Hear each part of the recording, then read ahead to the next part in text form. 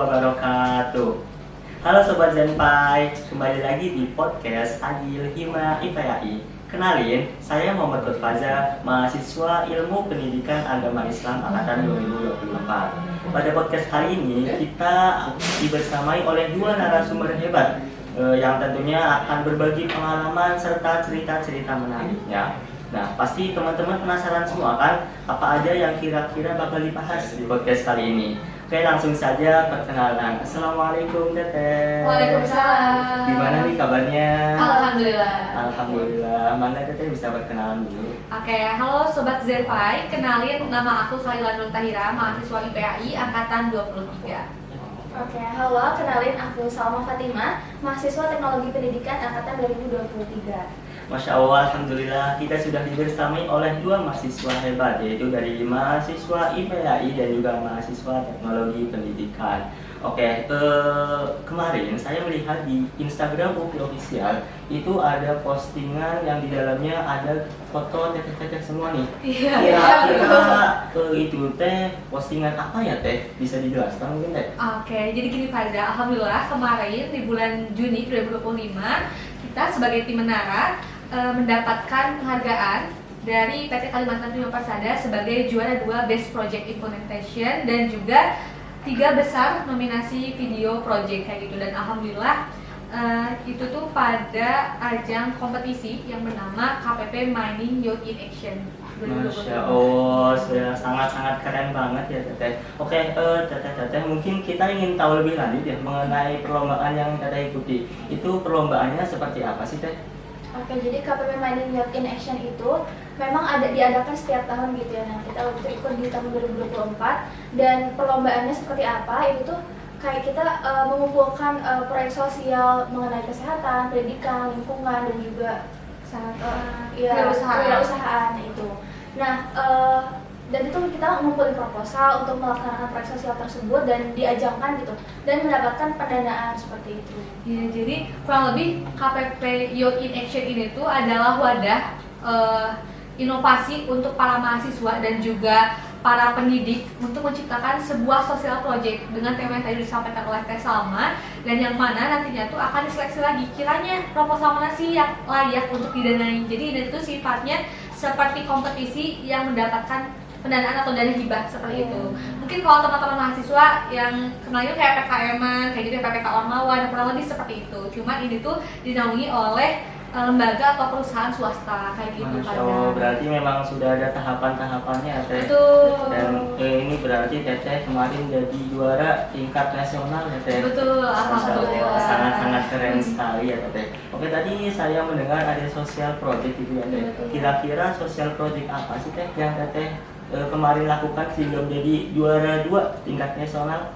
Oke, jadi teman-teman, sosial project yang kami lakukan kemarin itu di bidang pendidikan, karena kita merasa karena kan kita sebagai mahasiswa kampus pendidikan gitu ya, kayaknya wah ini peluang banget nih buat kita mahasiswa pendidikan bawa nama kampus pendidikan, ya sudah kita ikut saja di bidang pendidikan gitu supaya memang ada peluang besar dan juga poin besar untuk para penilai atau juri seperti itu. Intinya inline lah sama background program studi kita. Nah, untuk project yang kami lakukan kemarin itu namanya Menara Membaca dan Edukasi Anak Nusantara. Nah, kenapa sih tadi dinamain Menara kemarin itu? Sebetulnya karena emang dari lihat filosofi Menara gitu kan, Menara tuh menjulang tinggi kayak gitu. Harapannya tuh ya kita jadi yang teratas. Betul gitu. ya, sudah teratas dan juga bisa menebarkan manfaat dan apa ya memberikan cahaya lah intinya kepada masyarakat sekitar kayak gitu. Terus sangat dalam sekali ya filosofi maknanya. Dan alhamdulillahnya nih Faza, kemarin tuh kita adain 8 program ya selama di Project Menara tuh. Jadi untuk project sosial ini biasanya kan kita analisis dulu nih, kita kayak bikin logical frameworknya apa, terus kiranya service atau produk apa sih yang akan kita implementasikan kepada mitra gitu ya. Biasanya kalau teman-teman melaksanakan pendanaan seperti itu kan ada tempat atau cakupan wilayah untuk kita tuh mau melaksanakan program di mana sih. Nah, kemarin kita ada 8 program ya, sama apa aja sih? Oke, yang pertama itu ada Seminar literasi gitu. Jadi emang pertama awal-awal yang harus kita lakukan terhadap siswa-siswa yang kita implementasikan gitu. Intervensi dulu. Intervensi, betul. Tadi harus ada intervensi kayak pengenalan proyek penara itu apa aja, Literasi. literasi itu seperti apa, seberapa penting sih literasi untuk siswa itu seperti apa. Dan kemarin kita ini mengundang duta baca juga ya, berarti Iya, kolaborasi dengan duta Duta baca Baca Kabupaten Kabupaten Bandung. Iya, iya. Nah selain itu kita juga ada FGD gitu ya, kan mereka tuh ada membaca apa sih namanya? Silent reading ya. Silent reading. Silent reading. Nah, di silent reading itu mereka fokus untuk membaca. Misalnya mereka dikumpulkan di satu kelas yang sama, mereka baca buku dari kebetulan kita juga memberikan hibah buku gitu ya kepada mereka. Nah, mereka baca buku bareng-bareng. Setelah itu mereka ada forum group discussion atau FGD yang mana mereka mengutarakan apa yang mereka tangkap dari masing-masing buku yang mereka baca. Dan selain diskusi itu- gitu ya, Teh? Iya, diskusi buku. Nah, selain itu kita juga ada mengundang mereka, mengajak mereka untuk mengunjungi perpustakaan di Kota Bandung gitu, di Spusibda. Berarti mereka seperti studi tour gitu deh, Betul. tapi ke perpustakaan. Iya.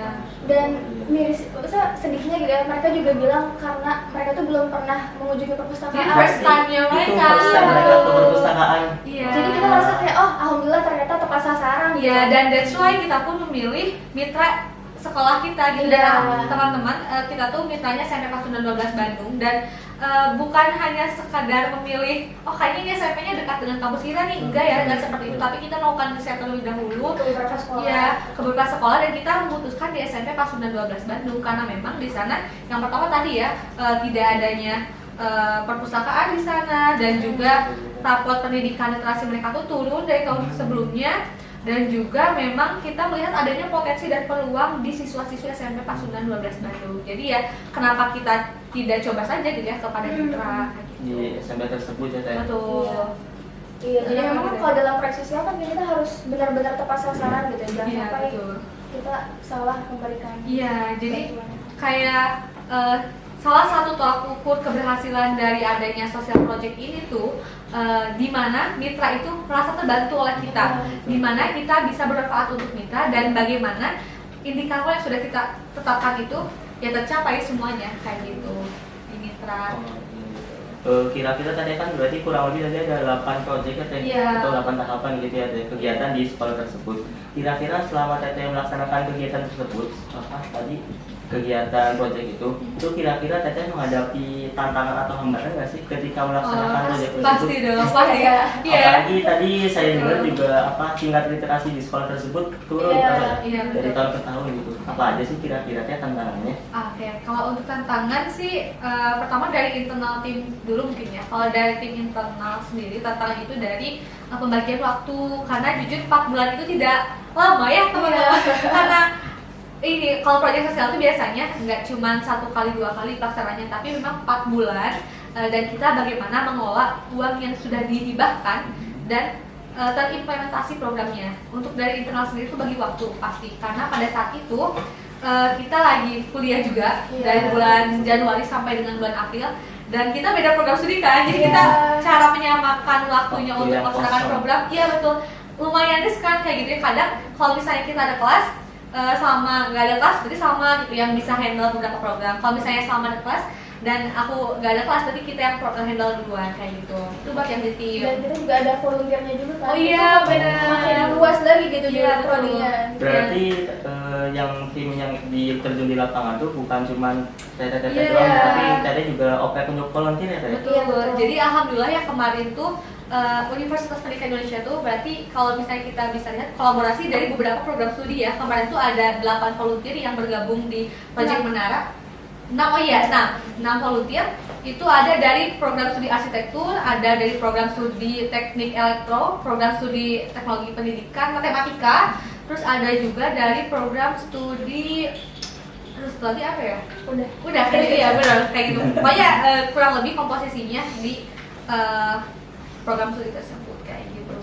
Terus apa lagi ya, Teh? Tantangannya banyak banget sih kalau di eksternal tuh mungkin ini juga penyesuaian jadwal antara siswa-siswi di sekolah dan kita sekolah, yang anggap aja teman-teman kayak gini, kayak kita kosong tapi mereka nggak kosong. Mereka kadang mungkin ada kelas gitu ya. Apalagi kemarin tuh lagi bulan puasa dan biasanya sekolah itu punya program sendiri gitu ya, mungkin kayak entah itu salah lah atau segala macam. Nah itu kita harus menyesuaikan nih dengan program sekolah mereka kayak gitu.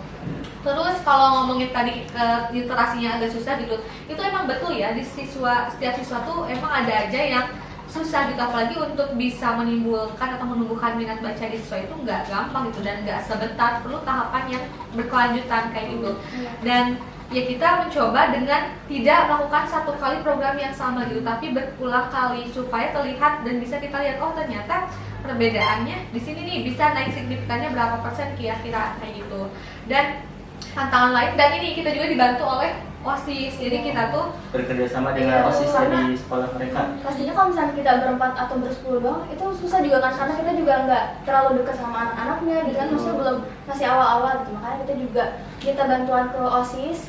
Dan iya, mereka juga alhamdulillah deh banyak banget membantu gitu, dari pengorganisasian kelasnya ataupun hal-hal lain. Dan ini pun jadi ini ya, kalau misalnya teman-teman ikut proyek sosial, itu bagaimana sih proyek sosial itu bisa berkelanjutan, dan kita tuh memilih OSIS sebagai motor penggerak keberlanjutan program kita kayak gitu. Jadi ya memang ya OSIS dan kita tuh saling bersinergi lah ketika kita melaksanakan program kayak gitu, nggak sendirian. Pasti banyak banget pihak yang membantu kita gitu di belakang layar, tapi ya sampai dengan saat ini pun ya kita mensyukuri hal tersebut kayak gitu.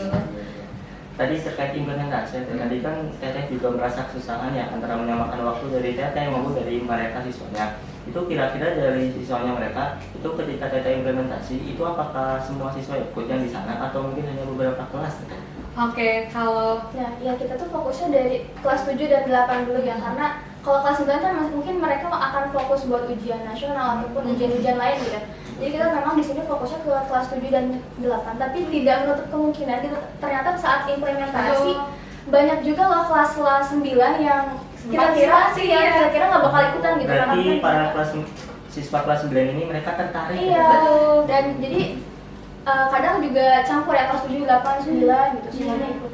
dan kita tuh alhamdulillahnya berkolaborasi atau kerjasama juga dengan guru bahasa Indonesia di sana. Jadi buat mereka nih yang berpartisipasi bareng kita, itu kita catat nih absensinya dan kita serahkan ke guru bahasa Indonesia masing-masing. Dan guru bahasa Indonesianya juga itu jadi bagian dari pemantauan kita gitu ya. Kan kita tuh tadi ada 8 program ya, salah satunya tuh ada tantangan literasi yang dilakukan selama 90 hari kurang lebih. Jadi untuk memantaunya itu dan untuk jadi media dari pemberian worksheet gitu ya, worksheet gitu dari guru bahasa Indonesia kayak gitu. Jadi memang tidak terlepas dari bagaimana nantinya sekolah berperan ketika setelah kita selesai nih programnya kayak gitu, dari guru, dari OSISnya, bahkan alhamdulillah dari Wakasek kesiswaan, Wakasek bidang lain pun dan kepala sekolah mendukung kayak gitu. Jadi ya sangat dimudahkan gitu ya, alhamdulillah sama. Iya. Berarti tadi mereka di tracking ya Teh selama 90 hari kurang lebih, bahkan tadi Teteh menitipkan juga motor penggerak kepada OSIS dan juga guru bahasa Indonesia. Berarti sampai sekarang masih berlanjut ya Teteh? Masih ya, alhamdulillah. Ya meskipun kita nggak turun secara langsung nih, tapi kita punya OSIS sebagai mitra kita atau sebagai motor penggerak perubahan literasi di sekolah itu. Dan sebenarnya kita buat MOU, jadi Faza setelah selesai bulan April kemarin closing, kita tuh buat MOU bareng OSIS gimana nih tentang keberlanjutan gitu. Karena kan program ini tuh bukan hanya sekedar untuk mengikuti kompetisi saja, tapi bagaimana program itu dirasakan manfaatnya dan memang ya perlu dimiliki oleh SMP kelas 9 12 nanti ini kayak gitu. Berarti Teteh kan menjalankan program ini kan di sekolah ya Teh. Kira-kira pandangan masyarakat sekolah ataupun masyarakat umum gitu melihat proyek Menara Movement ini gimana sih Teh? Dari sekolah dulu mungkin ya. Boleh. Iya, mungkin waktu pas kita di sekolah memang banyak awalnya gini ya, mungkin aku mention yang di salah satu siswa yang dia inklusi ya. Iya. Dia berkebutuhan khusus gitu. Nah kita awalnya memang tidak meranah ke situ juga ya, tidak terlalu meranah ke situ, tapi ternyata bisa aja kita inputkan gitu ke program kita, dan ternyata pandangan dari guru-guru gitu, wah ternyata menara ini juga bukan hanya ke siswa-siswa yang pada umumnya gitu, tapi juga siswa-siswa yang memang berkebutuhan khusus kayak gitu. Dan juga memang mungkin kan tadi kita juga bilang kita bekerja sama dengan guru-guru bahasa Indonesia, tapi di sana juga banyak juga ya guru-guru lain yang memang benar-benar membantu kita dan juga merasakan dampak dari program kita gitu. Karena kita juga ini ya naruh pojok literasi ya. Iya, salah satu program kita juga. Karena sedihnya kan tadi mereka di sana nggak ada perpustakaan, ada sih cuma yang tidak aktif gitu loh. Iya, Karena nggak ada space khusus untuk perpustakaan. Nah, akhirnya di sana kita bikin 6 pojok ya, 6 pojok literasi. Isinya ada buku-buku yang tadi kita hibahkan, dan kemarin kita kesana juga ya untuk ngecek apakah masih berlanjut atau tidak dari program kita. Dan pas kita lihat ternyata bukunya juga jadi makin banyak gitu. Mungkin mereka jadi yang punya buku boleh ditaruh di situ gitu. Oh, berarti mungkin dilanjutkan sama Iya, siswa-siswinya yang betul. di sana ya Teteh. Nah, ya itu kalau tadi kan pandangan sekolah ya. Nah, alhamdulillah kan dari salah satu 8 program kita tuh ada namanya Literasi for All. Itu Iya. tuh kampanye literasi. Jadi kita melakukan kampanye literasi di sekitaran Taman Kota Bandung di dekat Taman Maluku ya kalau tidak salah dan Taman Saparua. Iya. Nah, di situ kita tuh apa ya, menjadikan anak-anak yang berpartisipasi, mereka membuat dan mensosialisasikan namanya itu kayak papan literasi gitu. Jadi kayak mereka tuh melakukan kayak keliling ke setiap orang yang ada di taman untuk melihat reaksi publik nih, kiranya mereka tuh aware gak ya terhadap literasi kayak gitu. Dan itu juga selain daripada itu tuh melatih siswa-siswi itu untuk bisa berani kepada orang lain gitu ya, berani untuk menyuarakan keresahan mereka tentang literasi. Terus juga mereka juga bisa menyampaikannya gagasan mereka kayak gitu. Dan ternyata ya banyak sekali publik atau masyarakat umum yang mereka ternyata sadar dengan literasi gitu. Dan bahkan tidak sedikit juga masyarakat atau ya bapak ibu dan orang-orang di sana tuh kayak, oh ini dari program mana nih, dari siswa mana nih gitu kan. Tertarik berarti Iya masyarakat betul. sekitar. Iya dari setuju loh kayak oh ternyata siswa SMP saja gitu kan sudah ada program seperti ini gitu kan. Karena ya kalau misalnya dulu ya aku pas SMP ya, SMP tuh kayaknya jarang deh ada mahasiswa yang datang ke sekolahku gitu ya, sekolahku untuk melaksanakan proyek seperti itu. Dan menurut aku salah satu privilege yang jadi mitra kita tuh ya kita bisa memberikan, ya kita bisa berkompetisi di sana, bisa bermanfaat di sana dan bermanfaat juga gitu untuk mitranya kayak gitu. Karena ya jarang nggak sih, kamu pernah ngalamin nggak SMP dapet Jarang banget. ya kan? Bahkan aku juga ya baru tahu ternyata bisa diimplementasikan Iya, di SMP. SMP. Bahkan sampai berlanjut sampai sekarang gitu kan ya. Iya betul kayak gitu. Jadi ya mungkin kedepannya ya harapannya ya bukan hanya di SMP itu aja ya, tapi menyebar ke seluruh Indonesia sih harapannya. Amin. Alhamdulillah berarti memang bermanfaat sampai sekarang itu kan programnya. Keren. Oke, kira-kira Teh hasil akhir dari proyek kita tadi kan udah dirasakan manfaatnya gitu ya Teh bagi masyarakat dan juga para sekolah gitu ya, para siswa dan siswi di sekolah gitu ya Teh. Kira-kira setelah Teteh melaksanakan program kerja ini, apakah mungkin ada rencana lagi ke depannya untuk mengikuti perlombaan serupa gitu Teteh? Oke, oh iya nih teman-teman, sebenarnya kalau kalian ikut lomba apapun itu bikin lagi ya nggak sih? Iya. Ya apalagi kalau udah juara gitu ya, atau tapi nggak harus juara juga sih. Sekalinya menang, wah Harus lagi lagi lah. gitu. Betul. Iya. Dan ya kayaknya ini pun jadi salah satu media ukur kita gitu. Kayaknya kita bisa interest nih di sini dan kita juga merasa capable gitu ya di perlombaan proyek sosial ini. Dan ya pastinya untuk lomba-lomba lagi kita coba lagi gitu ya di bidang lain. Nah ini juga mungkin informasi ya buat teman-teman, biasanya lomba-lomba inovasi proyek sosial seperti ini tuh disediakan gitu ya, banyak perusahaan-perusahaan yang CSR-nya tuh punya 4 pilar gitu ya, kayak misalnya pendidikan, tadinya kesehatan, kewirausahaan, dan lingkungan. Dan mereka tuh pasti perlu mahasiswa, perlu pelajar untuk bagaimana membantu perusahaan itu menghidupkan 4 pilar itu kayak gitu. Dan biasanya itu bentuknya ya proposal kayak gitu ya, proposal nanti diseleksi kurang lebih sama diselesaikan program atau produk itu apapun itu, dan ya berlanjut kan kayak gitu. Dan kayaknya ini pun ini ya udah nggak asing gitu ya sama kepada para mahasiswa gitu sebagai agen perubahan, agent of change gitu ya. Agent of Mungkin change. sering ini nggak sih dibahas di kaderisasi? Sering banget Iya ya. benar, dan itu salah satu gimana kita menjadi agen perubahan itu, change mechanism ke depan gitu sih. Sama ya. Kompetisi lanjutan. Iya. Kita memang lagi merencanakan juga. Iya, mohon doa juga ya, mohon doa. Untuk ekspansinya lebih besar lagi kan. Kita kemarin kan cuma satu sekolah fokusnya. Kita sekarang pengennya untuk fokus ke suatu wilayah Iya, Kabupaten Bandung. Berarti mengikuti perlombaan serupa tapi ekspansinya lebih luas lagi ya Teh. Perlahan, namun Perlahan, pasti, iya. Kayak gitu, Keren. Karena ini kalau misalnya ngelihat ya banyak sih sebenarnya NGO atau Iya. komunitas di luar yang mereka tuh ya langsung aja gitu ya, kayak skalanya satu Indonesia, dari satu wilayah. Kita juga mungkin berpikir lagi kenapa kita tidak mencoba lebih luas lagi kayak gitu kan ya. Insya Allah sih Allah mudahkan pasti ya kalau misalnya kita udah punya niat baik gitu ya, tidak menutup kemungkinan itu pun akan terwujud gitu ya. Kita yang penting kayaknya stay positif aja nggak sih dari awal ya, meskipun ya sibuk dengan pekerjaan kayak capek gitu ya, Optimis apalagi juga betul. aja, Teh. Yang penting optimis dan yang ngerasa bisa aja, dan dia minta dukungan orang-orang gitu, orang tua khususnya ya nggak sih, orang tua tuh sangat berpengaruh wajib, banget. itu wajib. Wajib Iya banget ya. benar, karena kita juga kayaknya ngerasa orang tua kita tuh salah satu bagian dari keberhasilan program anak kita. Jadi kayaknya ini salah satu tipsnya juga mungkin ya, kita tuh kalau misalnya ada program apapun atau ada kegiatan apapun kayak diusahakan gitu ya, sering kita minta doa dulu ke orang tua gitu ya, semoga lancar, gitu ya, semoga juara kayak gitu kan ya. berarti seperti pepatah mungkin ya teh, titik-titik lama-lama menjadi bukit. Betul. Oh, oke. Mungkin teman-teman dari sini juga ingin mengetahui gitu Teteh, kira-kira tips and trik Teteh mengikuti perlombaan sampai juara tingkat nasional itu apa aja sih Teh? Oke, mau dari sama dulu ya. Boleh. Boleh, Teh. Mungkin sering-sering ngobrol ya.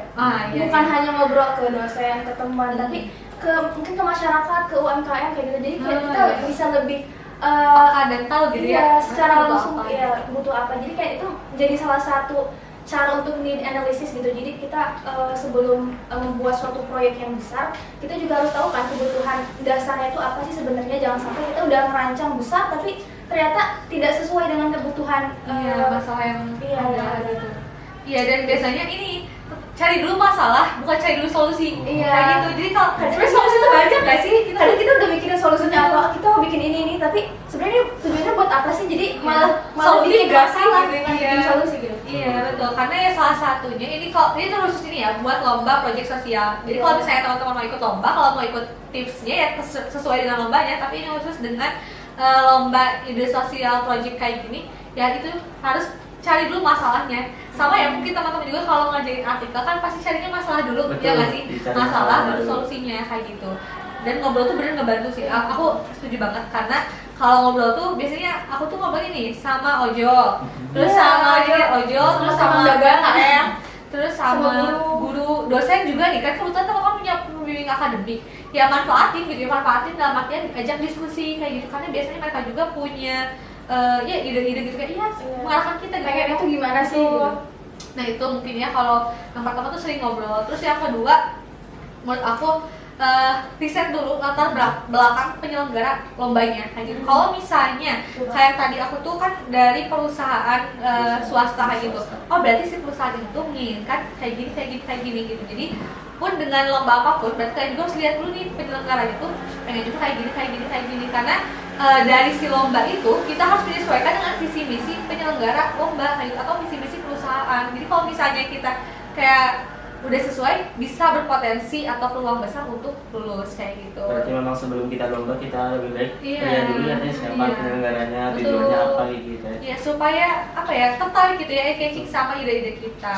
Terus apa lagi ya? Ini enggak sih kayak misalnya kita juga harus aktif di berbagai kegiatan misalkan Iya, proyek sosial betul. orang lain gitu. Kita ikut aja jadi volunteer ataupun jadi apanya gitu atau jadi staff. Iya jadi Karena bahan ide kita iya, gitu ide ya. kalau misalnya kita ada ide atau cara lain yang lebih menarik bisa kita implementasikan atau kita remake gitu dengan versi kita sendiri kayak gitu. Berarti mungkin menjadi ide dan juga nambah pengalaman juga ya Betul. Teh buat kitanya. Dan ini sering ini berjejaring sosial gitu ya menurut aku kalau misalnya kita punya teman-teman mungkin di luar kampus gitu ya karena kalau mungkin di ranahnya dalam kampus sudah biasa gitu ya. Coba teman-teman juga cari di luar kampus kayak gitu karena jujur nih teman-teman yang lomba menara ini itu aku dikirim sama temanku yang dari Universitas Pajajaran dia nge-DM ke aku kayak Kai ikutan kerja padahal dia ngajak tapi dia nggak ikutan. Dia nggak ikut, tapi Iya saya saya yang ikut. ikut. Iya benar dan ya saya berterima kasih banyak kepada temanku yang dari Universitas Pajajaran Ganjar Gumelar yang dari anak keperawatan 23 dia yang ngirim lombanya tapi dia nggak ikut ternyata tapi dia juga support gitu pas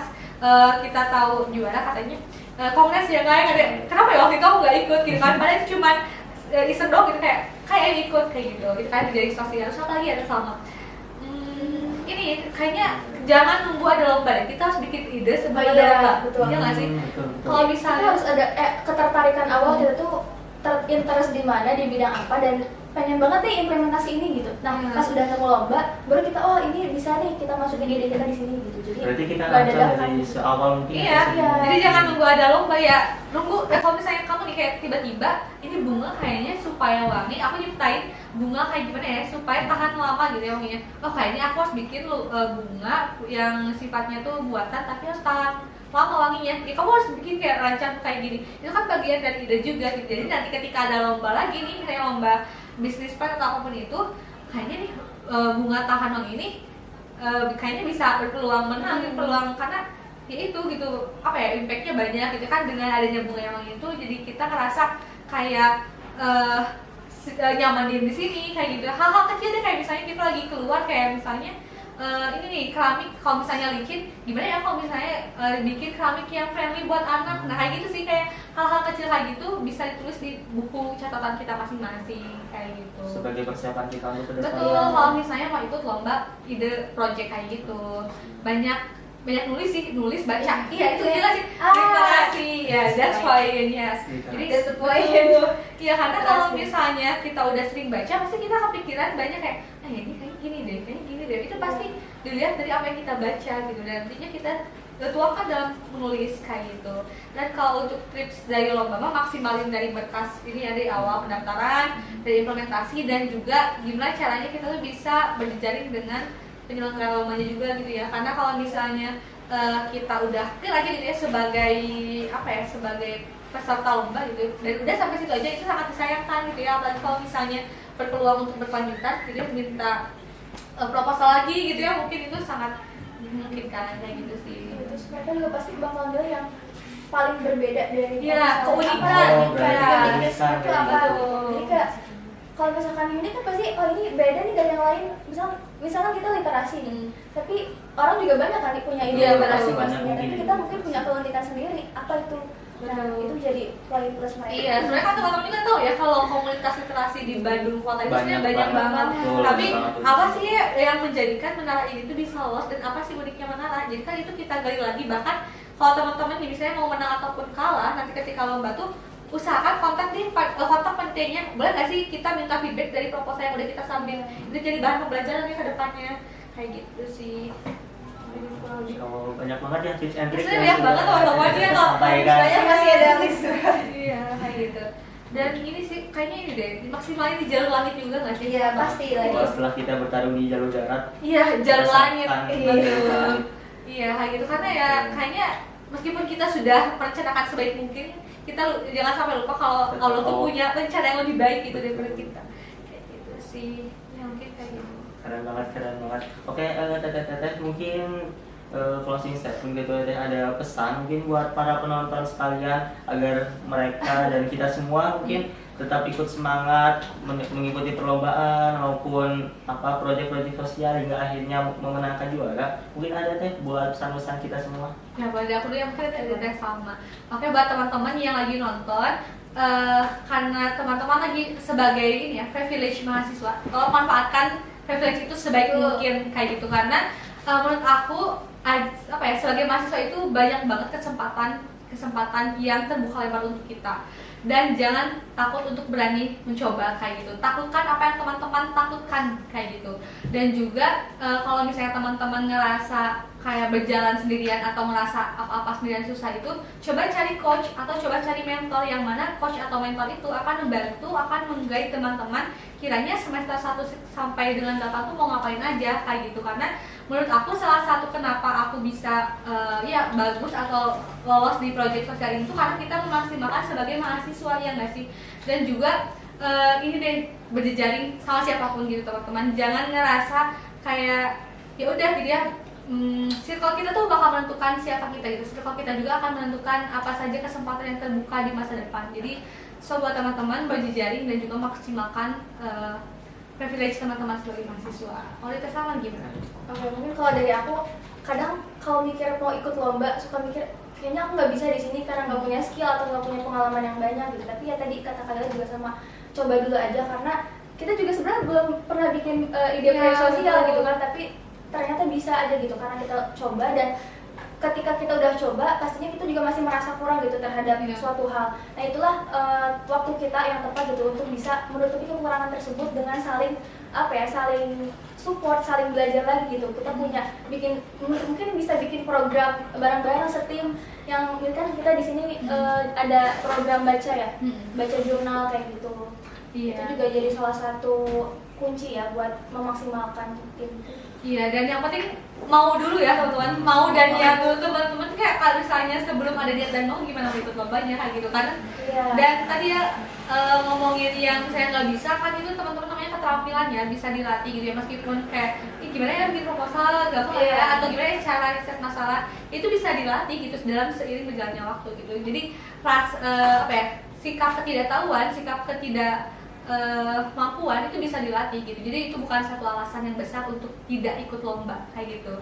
Dan mungkin lomba itu jadi salah satu media kita untuk jadi memanfaatkan privilege mahasiswa versi kita kayak gitu. Oke, kalau closing statement dari aku kayaknya teman-teman mencoba memaksimalkan atau memanfaatkan privilege teman-teman sebagai mahasiswa kayak gitu. Dan juga taklukkan apa yang teman-teman takutkan gitu kan. Biasanya kita sebagai mahasiswa atau mungkin yang sebagai manusia sering dilanda ketakutan mencoba hal baru kayak gitu. Nah itu coba teman-teman taklukkan sedikit demi sedikit. Dan juga berjejaring sosial ya teman-teman, coba berkoneksi dengan siapapun di luar kampus gitu ya, ataupun ya di luar komunitas ataupun organisasi yang teman-teman ikuti. Karena menurut saya teman-teman bisa mendapatkan informasi-informasi baru itu dari luar, biasanya kebanyakan kayak gitu. Dan mungkin teman-teman juga udah ada niat nih buat ikut lomba gitu kan ya sama, tapi kurangnya eksekusinya. Cobalah eksekusi mulai dari kapan? Dari sekarang kayak gitu kan.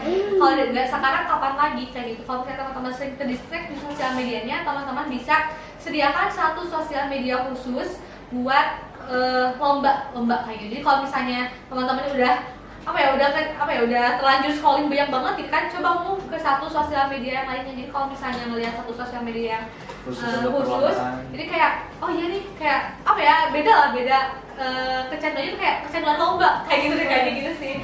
Boleh deh kalau kita sama kayak gimana nih? Oke, mungkin kalau dari aku kadang kita kalau merasa pengen ikut lomba kayak merasa tidak mampu ataupun belum punya skill yang khusus gitu untuk bisa ikut lomba tersebut, tapi jangan berkecil hati gitu. Kita coba dulu aja, kayak tadi kata Teh Kaila juga, coba dulu aja dari sekarang, dan siapa tahu itu bisa jadi peluang besar kita gitu untuk bisa memperluas dan memperdalam skill yang memang kita butuhkan. Itu aja sih. Oke, banyak banget ya ilmu yang sudah Teh Salma dan juga Teh Kaila berikan untuk kita. Terima kasih banyak. Terima kasih juga sudah hadir di podcast kami. Oke, ada lagi Teh? Cukup mungkin banyak. Oke, cukup. Terima kasih banyak Teteh, dan terima kasih banyak kepada para penonton yang sudah menonton podcast kali ini. See you next time. Wassalamualaikum warahmatullahi wabarakatuh. Waalaikumsalam. Dadah, Sobat Senpai.